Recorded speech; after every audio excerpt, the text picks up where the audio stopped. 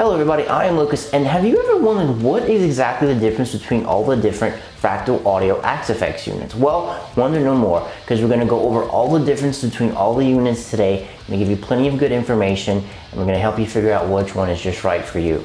If you want to dive even deeper to differences between all the units, I'm going to put all my sources down in the description below. If you want the quick and dirty version of this, look in the description down below and you can click and you can skip to it. Without further ado, let's get into it. So in 2006, the very first AXE-FX launched. It became known as the AXE-FX standard. It was the black box that started everything. You had amp modeling in it, you had cab modeling, you had all the different effects. Now the AXE-FX standard couldn't be used as an audio interface, and to actually interface with it, you had to use a MIDI to USB cable. It did have an editor called AXE Edit, which allowed you to change out your amps and your effects and set up all your different patches. In 2007, the AXE-FX Ultra was launched. The AXE-FX Standard and Ultra pretty much look the same on the outside, except for the Ultra badge on the Ultra. They have the same back layout and the same black box, but the main differences between them was underneath the hood. They did use the same modeling software, but the Ultra had way more DSP power. And what DSP power is it's sort of like more horsepower in your car. The more DSP power you have, the more blocks you can run, the more effects you can run.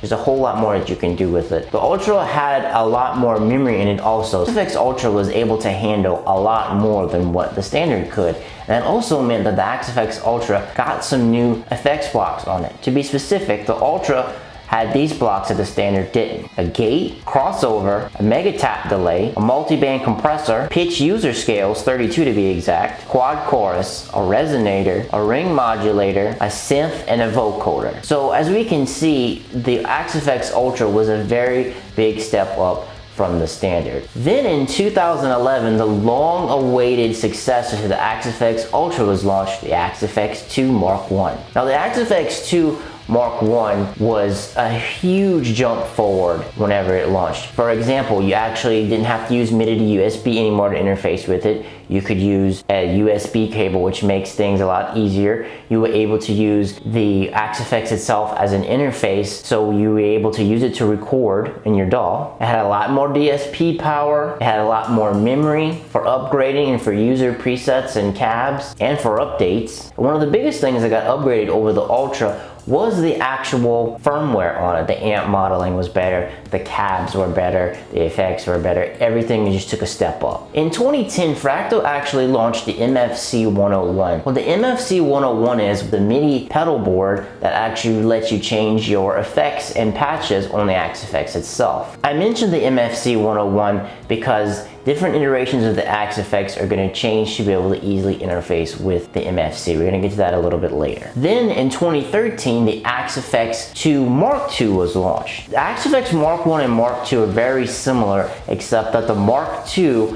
has an EtherCon jack on the back of it to connect with the MFC 101. What EtherCon is it's essentially a Ethernet cable, but it has the tip on it is protected and it kind of looks like an XLR jack. EtherCon cable is made to be used in harsh environments where you may be stepping on cables or it may become loose. So it's a lot tougher and it's not going to break as easily as your standard Ethernet cable would. Ethernet's really not made to move all that much and the tips on them can go bad. So this is why that upgrade was made in the AXE-FX 2 Mark II. Also, the USB port was shielded from being able to plug in the Ethernet cable because a few people have done that and it did short out that port. But besides the EtherCon port, a bigger fan and some vents, there's not that much difference between the AXE-FX 2 Mark I and Mark II. Then in January of 2014, the AXE-FX 2 saw another change when the AXE-FX 2 XL was launched. It used the same DSP and modeling as the AXE-FX 2 Mark I and Mark II, but it had a few changes to it. Some of the changes included more memory for presets, user cabs, and firmware,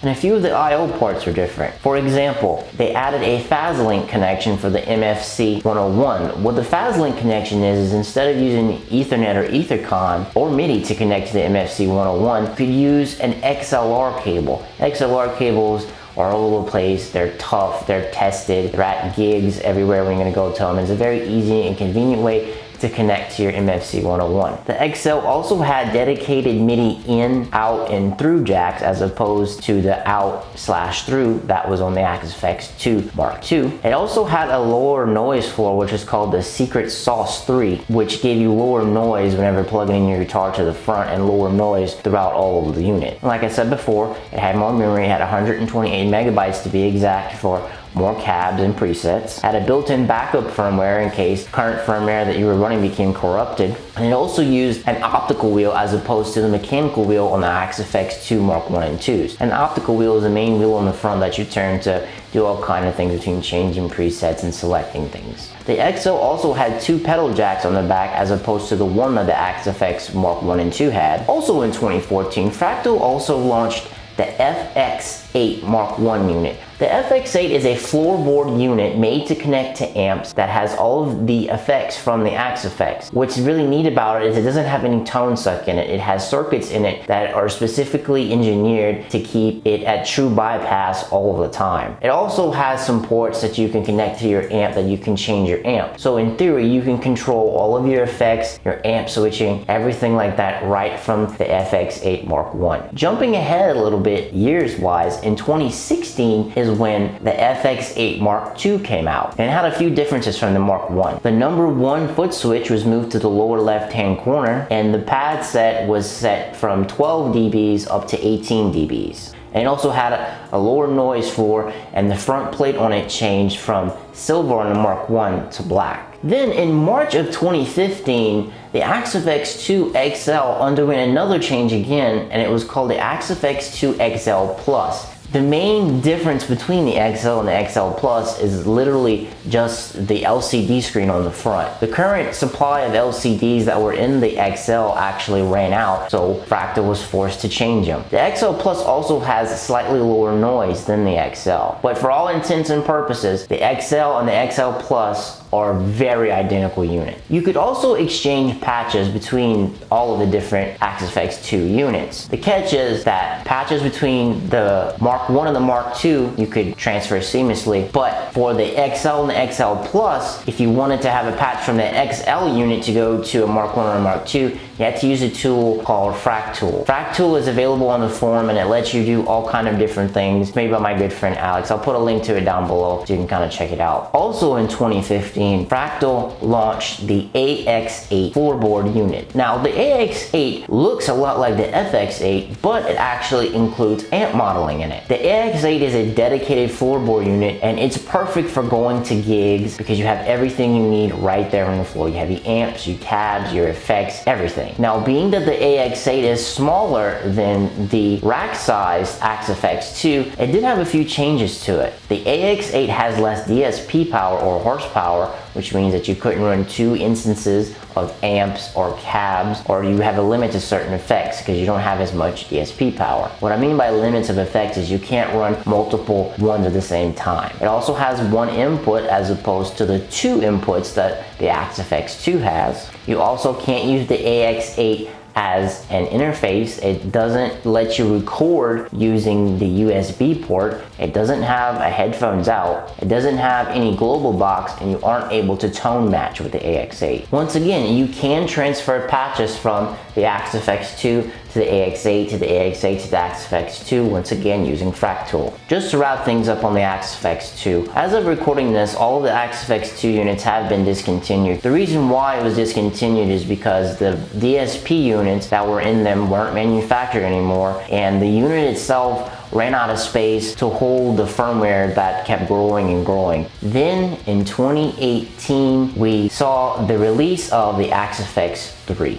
The Axe-Fx 3 builds on everything that made the Axe-Fx 2 great and takes it to the next level. It has more DSP power, which allows you to run more amp blocks, and it also has 4 independent in and out channels. So you're able to plug multiple things in, run multiple things out. You can run it everywhere. So one of the main things that's different on the Axe-Fx 3 is the screen on the front. It's bigger, it's in color now, and the user interface on it is a lot easier to navigate. Easier to see, it's a lot easier to create and make patches from the front panel now. It also is a little taller. The Axe-Fx 2 was a 2U unit in a rack, and now the Axe-Fx 3 is a 3U. But it is a little bit shallower. And it also has a lot of new effects blocks. It has a plex, 10 tap, and multi-delay blocks. It has a multiplexer, a real-time analyzer, scene MIDI block, and IR block. It also allows you to have 4 instances of drive, delay, amps, and cab. And what I mean by this is you're able to have 4 different amps or drive pedals, for example, in one little block. So as you're rolling through your different scenes, you could have a Super OD, T808T, and if you want another 808 but just with different settings, you can do that. And as you change to the scenes, it'll change to each one. So what this allows you to do is you can literally have one preset for an entire song or an entire gig. It also has a new amp modeling firmware called Aries. Aries sounds really great, and what the AXFX3 does really well is it handles the high-end information a lot better than what the AXFX2 did. The AXFX3 also has a thing called FazLink 2. It's like what FazLink 1 was on the AXFX2. You can use a XLR cable to connect to the foot switch for the AXFX3 called the FC. You can still use the MFC 101s with the AXFX3, but it takes a little bit of programming. It's not as easy as it was in the AXFX2 since it's not made for the AXFX3. You can use AXFX2 patches on the AXFX3, but once again, you have to use Fractal. Specifically for that, I'll put a link in the description and up at the top so that way you can go there to see exactly what I'm talking about. So to summarize everything we just talked about, the Ultra is going to be better than the Standard.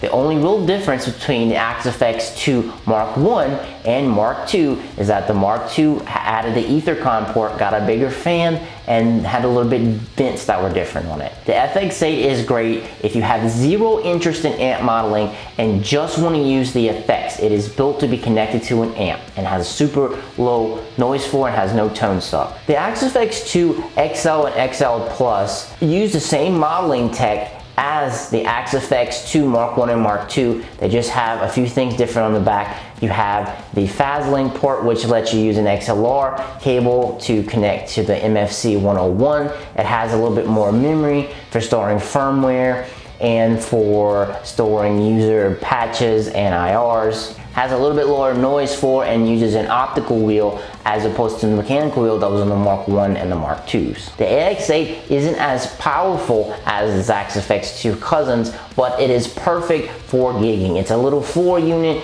It has all of the same modeling tech that is in the AXFX2, except you can't run 2 cabs and 2 amps at the same time. You can't use it as an interface, and you don't have as many ways to record with it as you do the AXFX2. The main differences between the MFC 101 Mark I, 2, and 3 is basically the connection that you use to go to them and some of the switches. The Mark III has quiet switches, has EtherCon, FazLink, and you can use an Ethernet cable with it. You can still use it with the AXFX3, but it takes a little bit more configuring, being that it wasn't exactly made for it. The pedal to use with the AXFX3 is going to be the FC6 or FC12. If you want the best of the best, the AXFX3 is the one to get. And since the AXFX3 has more DSP power, the limits of what it can do are just being scratched. That is going to wrap it up for all of the differences between the Fractal audio units. Like I said before, if you want to do some more digging, go even deeper into the differences, I'm going to link all of my sources down below so you can go check it out. If I missed anything that you think is really important, let me know in the comments down below. Well guys, that's going to wrap it up for me. Hope you really enjoyed this. I'm going to have to be out. Peace.